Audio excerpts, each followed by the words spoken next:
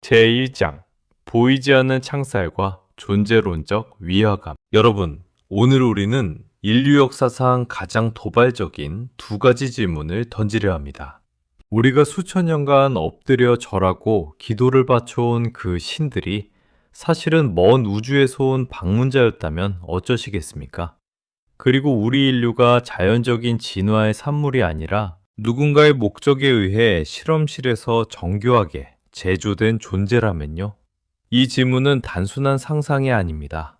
수메르의 정토판이 수천 년간 간직해온, 하지만 우리가 애써 외면해온 인류의 진짜 성적표입니다. 지금부터 그 경악스러운 진실의 실체를 하나씩 파헤쳐 보겠습니다. 우리는 지금 어디에 서 있습니까? 이 질문은 단순한 철학적 사색이 아니라 우리 각자의 뼛속 깊숙이 새겨진 근원적인 외침입니다. 매일 아침 눈을 뜨고 창밖을 바라보며 도시의 콘크리트 숲과 번잡한 인파 속으로 몸을 던지는 이 순간들, 그 모든 것이 과연 우리의 선택인가요? 아니면 보이지 않는 손에 이끌린 필연적인 행보인가요? 우리가 딛고 선 이 땅, 우리가 나라고 부르는 이 자아, 그리고 우리가 매일 반복하는 일상의 리듬은 정말로 온전한 우리의 것입니까? 인류의 역사는 거대한 망각의 안개 속에 세워진 위태로운 성체와 같습니다. 우리는 그 안개가 거치지 않도록 스스로 벽을 쌓아 올렸고 그 벽 뒤에서 편안한 거짓을 속삭이며 살아갑니다. 생각해 보십시오. 고대부터 전해내려오는 교육 시스템. 우리에게 인류의 조상이 돌을 깎아 짐승을 사냥하던 미개한 존재였다고 가르칩니다. 진화의 사다리를 타고 올라온 우연의 산물인 생명체로 우리를 규정짓죠. 하지만 그 이야기가 전부일까요? 전 세계 곳곳에 흩어진 거대 석조, 유물들, 이집트의 피라미드, 남미의 마추픽추, 터키의 괴베클리 테페, 은 그 단순한 진화론을 조용히 부정합니다. 수천 년 전에 기록돼 잊힌 언어로 새겨진 점토판과 벽화들은 전혀 다른 이야기를 속삭입니다. 그것들은 우리를 단순한 동물의 후예가 아니라 의도된 설계의 산물로 묘사합니다. 왜 우리는 이런 증거를 외면할까요? 왜 우리의 뇌 속에 이게 맞지 않아 라는 본능적인 불편함이 스멀스멀 피어오르는데도 그것을 무시하고 일상에 매달까요? 여러분은 살면서 문득문득 기묘한 위화감을 느낀 적이 없으십니까?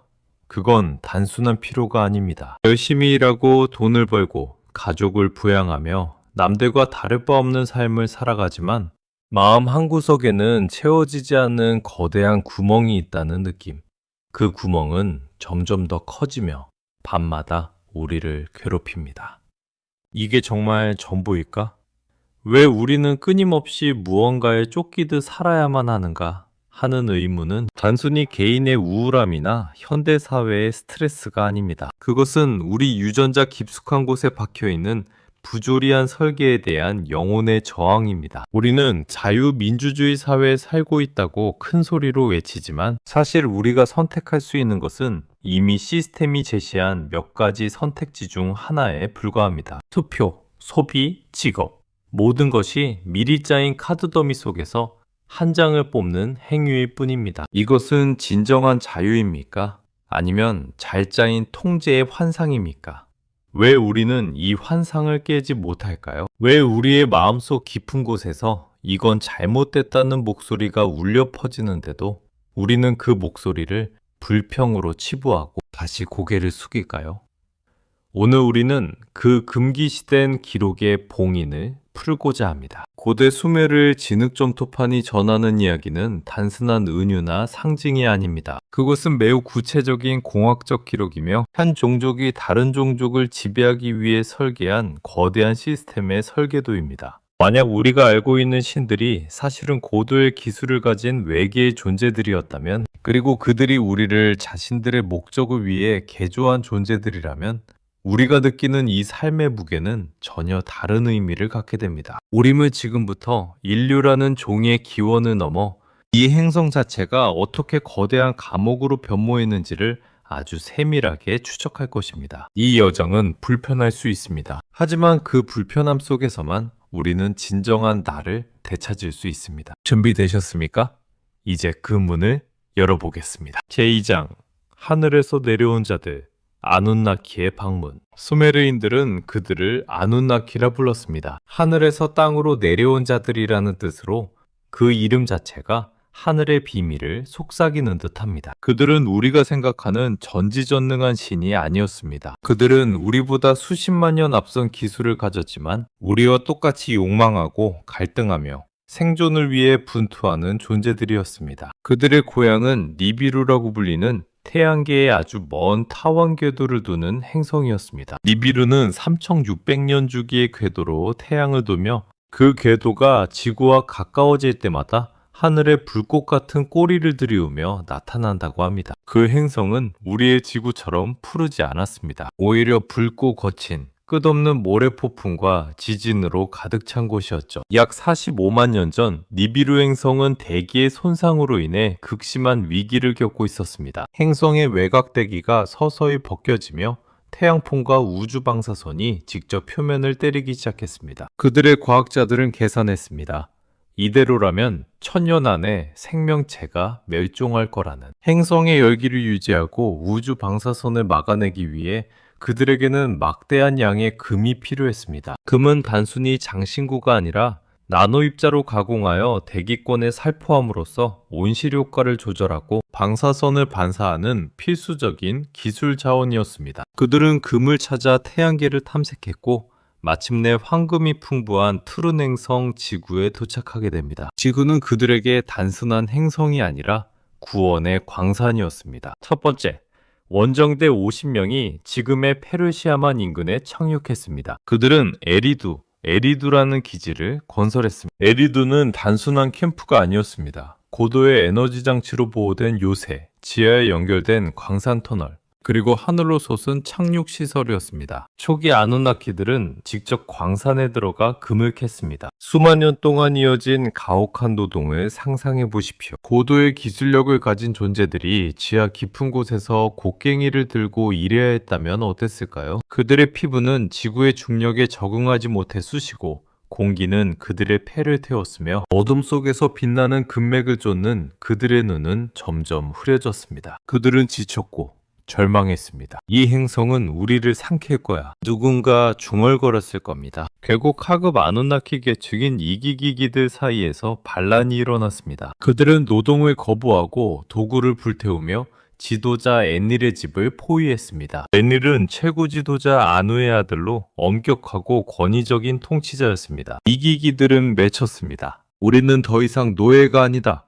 우리 대신 이 일을 수행할 새로운 일꾼을 만들어라. 그들의 목소리는 지구의 하늘을 가르며 울려 퍼졌고 에리두의 공기를 떨리게 했습니다. 이 반란은 단순한 노동 분쟁이 아니었습니다. 그것은 아누나키 사회의 계급 갈등, 그리고 지구라는 낯선 행성에서 피어나는 절망의 꽃이었습니다. 이 외침이 인류 탄생의 비극적인 서막이었습니다. 왜냐하면 그들은 우리를 새로운 일꾼으로 선택했기 때문입니다. 그 단순한 원시 생명체를. 제3장 유전자 실험체과 루루의 제조 지도자. 엔닐은 반란군을 무력으로 진압하려 했으나 과학자 엔키는 다른 대안을 제시했습니다. 엔키는 아누나키 중에서도 가장 창의적이고 자비로운 존재였습니다. 그는 물의 신, 지혜의 신으로 불리며 항상 생명의 순환을 존중했습니다. 이미 지상에는 우리를 닮은 원시 생명체가 살고 있다. 그들에게 우리의 유전적 정수를 섞어 명령을 알아듣고 도구를 다룰 수 있는 루루루루, 즉 혼합된 존재를 만드는 것이. 그의 제안은 회의실을 얼어붙게 만들었습니다. 웬일은 반대했습니다. 인간 같은 하찮은 생물을 우리와 섞다니 더러운 혼혈이 될 뿐이다. 하지만 반란의 불길이 타오르는 가운데 그의 제안이 채택되었습니다. 점토판 아트라시스와 에누마 엘리시는 이 유전공학적 과정을 소름 끼칠 정도로 상세히 묘사합니다. 그들은 원시 유인원의 난자를 채취하여 아누나키 남성의 유전 물질과 결합했습니다. 이는 현대과학이 말하는 체외 수정과 유전자 편집의 정확한 묘사입니다. 실험실은 에리두 지하에 숨겨진 비밀 공간이었고 빛나는 장치들이 공기를 가득 채웠습니다. 벤키의 팀은 밤낮 없이 일했습니다. 난자를 현미경 아래 놓고 아누나키의 DNA를 주사기로 주입하고 세포 분열을 관찰했습니다. 하지만 창조는 쉽지 않았습니다. 첫 번째 시도에서 태어난 존재들은 팔다리가 마비되었거나 장기가 제대로 기능하지 않았으며 지능이 너무 낮아 소통이 불가능했습니다. 그들은 울부짖으며 죽어갔고 엔키는 밤마다 그 잔해를 보며 고통스러워했습니다. 이건 실패야.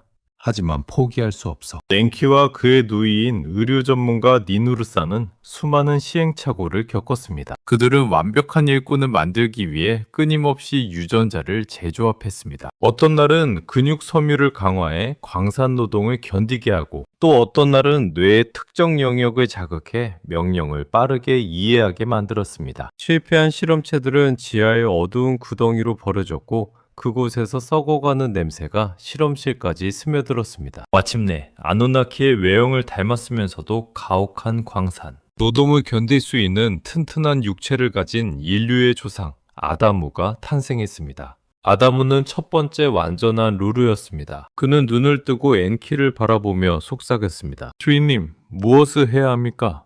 그 순간 엔키의 가슴이 찢어지는 듯 했습니다. 여기서 우리가 주목해야 할 점은 아누나키가 인류에게 완전한 의식을 주지 않았다는 사실입니다. 우리는 명령을 이해하고 도구를 다룰 만큼은 똑똑했지만 우주의 섭리를 이해하거나 창조주에게 대항할 수 있는 고차원적 인식 능력은 설계 단계에서 거세되었습니다.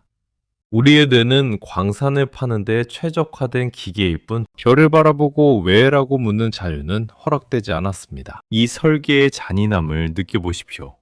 우리는 태어나자마자 목적에 묶인 존재가 되었습니다. 제4장 에덴 동산, 실험실인가? 낙원인가? 성경 속의 에덴 동산은 수메르 기록에서 에디누로 등장합니다. 이곳은 아누나키의 통제된 거주지이자 유전 실험의 최종 테스트베드였습니다. 에디누는 메소포타미아의 비옥한 평야 한가운데에 자리 잡은 벽으로 둘러싸인 정원이었습니다. 그 안에는 인공호수와 과일나무들, 그리고 루루들의 거주 동굴이 있었습니다. 초기의 인간들은 이곳에서 관리자들의 보살핌 아래 노동력을 제공하며 살았습니다. 아침에 일어나 운하를 파고 오후에 곡식을 거두고 저녁에 제단에 제물을 바치는 그 모든 것이 엄격한 스케줄로 짜여 있었습니다. 당시 인간들은 스스로 번식할 능력이 없었습니다. 마치 소모품처럼 공장에서 찍어내듯 보충되는 존재들이었습니다. 랭키의 실험실에서 새로운 루루가 매달 생산되었고 그들은 에딘으로 보내져 훈련되었습니다. 여기서 우리가 뱀으로 알고 있는 존재의 진짜 정체가 드러납니다. 뱀의 상징은 고대 세계에서 지혜와 DNA의 이중나선 구조를 상징했습니다. 엔키는 자신의 피조물에게 연민을 느꼈습니다. 그는 인간이 언제까지나 눈먼 노예로 살기를 원치 않았고 몰래 인간의 유전자 속에 성적 번식 능력과 자아인식의 코드를 활성화했습니다. 그날 밤 엔키는 에디누의 정원으로 내려와 한 루루 여성에게 다가갔습니다. 너희는 이제 스스로를 알게 될 거야. 그리고 스스로를 이어갈 거야.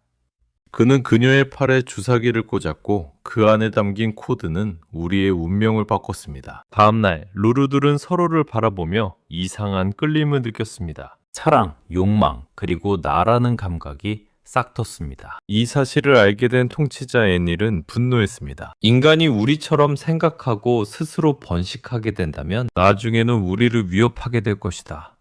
그의 목소리는 천둥처럼 울렸고 에디누의 공기를 가득 채웠습니다. 애닐은 인간을 에디누에서 추방했습니다. 이것은 낙원에서의 상실이 아니라 관리, 비용이 많이 드는 자아를 가진 일꾼들을 야생으로 내던진 폐기 조치였습니다. 추방될 루루들은 메소포타미아의 황무지로 흩어졌습니다. 그들은 이제 스스로 먹을 것을 구하고 스스로 번식하며 동시에 아누나키를 위해 노동력을 제공해야 하는 이중의 고통 속에 던져졌습니다. 에디누의 문이 닫히는 순간 우리의 자유는 시작되었지만 동시에 우리의 고난도 시작되었습니다. 왜냐하면 자아를 가진 채로 감옥에 갇힌다는 건 가장 잔인한 형벌이기 때문입니다. 제5장 보이지 않는 사슬, 종교와 왕권. 아누나키가 지표면에서 직접적인 지배를 거두고 무대 뒤로 숨기로 했을 때 그들은 인간들이 자신들의 통제를 벗어나지 못하도록 세 가지 강력한 보이지 않는 창살을 만들었습니다. 이 사슬들은 물리적이지 않지만 우리의 마음과 영혼을 단단히 옭아매는 쇠사슬입니다. 첫 번째는 종교입니다.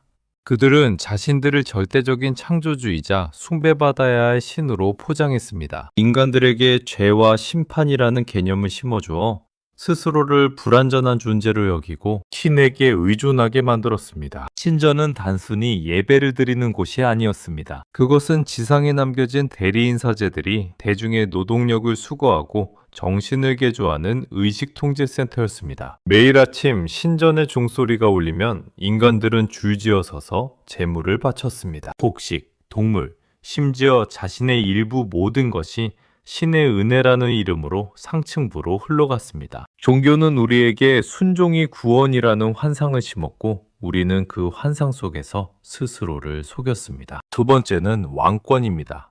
아누나키는 인간들 중에서 자신들의 유전자가 더 많이 섞인 특정 혈통을 선택해 대리 통치자로 세웠습니다. 왕권은 하늘에서 내려왔다는 명분 아래 이 엘리트 가문들은 피지배층을 분열시키고 통제하며 자원의 상층부로 끌어올리는 역할을 수행했습니다. 수메르의 왕들은 아누나키의 혈통을 자랑하며 황금왕관을 쓰고 신전 위에 앉았습니다. 그들은 법을 제정하고 전쟁을 일으키고 백성들을 동원해 더 큰 피라미드를 쌓았습니다. 오늘날 전 세계를 움직이는 소수의 엘리트 가문들의 뿌리가 바로 이곳에 닿아 있습니다. 로스차일드, 록펠러, 그리고 수많은 왕족들. 그들의 혈통은 고대 수메르의 왕궁으로 거슬러 올라갑니다. 왕권은 우리에게 계급의 신성함을 가르쳤고 우리는 그 계급 속에서 스스로를 낮추며 살았습니다. 이 사슬들은 서로 얽혀 우리를 옭아매었습니다. 종교는 영혼을, 왕권은 사회를 통제하며 우리는 그 안에서 자유를 꿈꿀 수조차 없었습니다. 그것은 우리의 피 속에 흐르는 유전자로, 우리의 마음속에 새겨진 신앙으로, 우리의 사회에 뿌리내린 전통으로 변모했습니다. 제6장 금융과 경제, 현대판 노예의 사슬. 가장 소름 끼치는 사슬은 바로 금융 시스템입니다. 아누나키가 원했던 황금은 현대 사회에서 돈이라는 추상적인 숫자로 변모했습니다. 인간은 이제 생존을 위해 자신의 시간을 팔아 숫자를 얻어야 하며 그 숫자가 없으면 생존 자체를 위협받습니다. 돈은 현대판 채찍입니다. 아침에 출근하고 저녁에 집으로 돌아오는 그 모든 여정은 빚이라는 그림자에 쫓기는 도피 행각입니다. 은행은 고대 신전의 대리인처럼 이자를 챙기고 정부는 세금을 거두며 기업은 노동력을 착취합니다. 우리는 자유민주주의 시대에 살고 있다고 말하지만 사실 우리는 매일 아침 생존에 대한 공포 때문에 스스로를 광산 직장으로 몰아넣습니다. 아누나키는 직접적인 채찍을 휘두르는 대신 결핍이라는 심리적 채찍을 발명한 것입니다. 우리가 죽어라 일에서 번 돈의 상당 부분은 세금, 이자, 인플레이션이라는 이름으로 다시 시스템의 상층부로 흘러갑니다. 이것은 고대 수메르의 신전에서 신들에게 제물을 바치던 것과 본질적으로 다르지 않습니다. 오늘날 우리는 신용카드를 자유의 열쇠로 착각하지만 그것은 새로운 사슬입니다. 빚을 지면 이자가 쌓이고 쌓인 이자는 우리를 영원히 묶습니다. 글로벌 경제는 아누나키의 광산처럼 설계되었습니다. 소수는 금을 캐고 다수는 흙을 파는 구조입니다. 왜 우리는 이 구조를 바꾸려 하지 않을까요? 왜 돈이 왕이라는 신화를 믿으며 스스로를 속일까요? 금융 시스템은 우리의 욕망을 이용합니다. 소비를 부추기고 행복을 숫자로 환산하며 우리를 끝없는 쳇바퀴 속에 가둡니다. 이 사슬을 끊는다는 건 우리의 삶 전체를 재설계하는 일입니다. 제7장 대홍수와 인류 재설정, 리세트. 인류의 역사를 들여다보면 기묘한 패턴이 발견됩니다. 문명이 고도로 발달하여 인간의 지능이 통제 범위를 넘어서려 할 때마다 거대한 재앙이 닥쳐 모든 것을 원점으로 되돌려 놓는 현상입니다. 수메르 기록은 대홍수가 바로 그 대표적인 사례라고 말합니다. 약 12,000년 전 지구의 궤도가 불안정해지며 니비루의 접근으로 인해 극심한 기후변화가 일어났습니다. 빙하가 녹고 바다가 넘쳐 흘렀습니다. 퐁치자엔닐은 인간들의 소음, 즉 인간들의 자아인식과 개체수 증가에 분노했습니다. 그는 인류를 전멸시키기로 결정하고 다가올 자연재해를 방치했습니다. 이 소음이 멈춰야 평화가 온다. 그의 선언은 아누나키 회의실을 사로잡았습니다. 하지만 인간을 아꼈던 엔키는 지우스 드라노아에게 방주를 만들게 하여 인류의 씨앗을 보존했습니다. 엔키는 꿈속에서 속삭였습니다. 큰 나무로 배를 짓고 가족과 동물을 태워라. 우리 모든 것을 삼킬 것이다. 지우스 드라는 순종했고 거대한 입방체 모양의 방주가 완성되었습니다. 그리고 홍수가 왔습니다. 7일 동안 하늘이 무너지는 듯한 비가 쏟아졌고 산맥이 물에 잠겼습니다. 신들조차 두려워 울부짖었습니다. 홍수 이후 인간의 수명은 급격히 짧아졌습니다. 홍수 전의 왕들은 수만 년을 살았다고 기록되어 있지만 홍수 이후 인간의 수명은 120년 안팎으로 제한되었습니다. 이것은 의도적인 내장된 노후화입니다. 짧은 수명은 지식의 축적을 방해하고 인간이 시스템에 대항하는 장기적인 계획을 세울 수 없게 만듭니다. 우리는 매 세대마다 처음부터 다시 배워야 하며 그 짧은 생애를 오직 생존을 위한 투쟁에만 쏟아붓게 됩니다. 대홍수는 단순한 재앙이 아니었습니다. 그건 인류의 리셋 버튼이었습니다. 문명을 지우고 순종적인 새 세대를 심는 제8장 현대판 아누나키 AI와 디지털 감옥. 우리가 지금 목증하고 있는 기술의 폭발적인 발전은 과연 우리를 위한 선물일까요? 아누나키가 인간이라는 생물학적 기계를 만들었듯 이제 인간은 인공지능 AI라는 디지털 기계를 만들고 있습니다. AI는 피를 흘리지 않고 피로를 느끼지 않으며 반항의 불씨를 품지 않습니다. 만약 우리가 아누나키의 관점에서 본다면 이제 인간은 더 이상 필요 없는 구형 모델입니다. 밥을 먹일 필요도 없고 잠을 자지도 않으며 절대로 반항하지 않는 AI와 로봇이 있는데 왜 인간이라는 복잡하고 비용이 많이 드는 일꾼을 유지하겠습니까? 인공지능의 등장은 인류가 설계된 목적을 다했음을 알리는 신호탄일 수 있습니다. 구글, 마이크로소프트, 오픈 AI 이 거대 기업들은 새로운 아누나키의 전초기지처럼 보입니다. 동시에 현대의 감시 기술은 감옥의 창살을 더 견고하게 만들었습니다. 얼굴 인식 카메라가 거리를 지키고 알고리즘에 의한 사고, 통제 소셜미디어 피드가 우리의 생각을 미리 예측하고 조종합니다. 페이스북, 인스타그램, 틱톡은 우리의 욕망을 자극하며 끝없는 스크롤 속에 가둡니다. 우리는 스스로의 위치 정보를 공유하고 스스로의 취향을 노출하며 시스템이 제공하는 안락함에 중독되어 가고 있습니다. 빅데이터는 우리의 모든 행동을 기록하고 AI는 그 데이터를 바탕으로 예측된 미래를 제시합니다. 디지털 감옥은 물리적 벽이 없기 때문에 더 무섭습니다. 우리는 그 안에서 자유롭다고 착각하며 살기 때문입니다. 제9장 결론 깨어남 그리고 탈출의 길. 우리는 엔키가 우리 안에 심어놓은 신성의 불꽃을 기억해야 합니다. 그것은 시스템이 아무리 억압해도 결코 꺼지지 않는 무한한 의식의 힘입니다. 우리가 단순히 노동력을 제공하기 위해 태어난 소모품이 아니라 우주의 본질을 탐구하고 스스로의 운명을 결정할 권리를 가진 위대한 존재임을 깨닫는 순간 아누나키의 사슬은 힘을 잃습니다. 주입된 공포를 거부하십시오. 시스템이 제공하는 안락함이라는 미끼를 경계하십시오. 당신의 가치를 세상이 정한 기준에 두지 마십시오. 당신은 그들이 필요에 의해 만든 도구였을지 모르지만 이제는 당신 스스로가 당신의 미래를 쓰는 작가가 될 수 있습니다. 작은 행동부터 시작하세요. 책을 읽고 대화를 나누고 시스템의 허점을 찾아내세요. 진실은 때로 우리를 고통스럽게 하지만 오직 그 진실만이 우리를 진정으로 자유롭게 할 것입니다.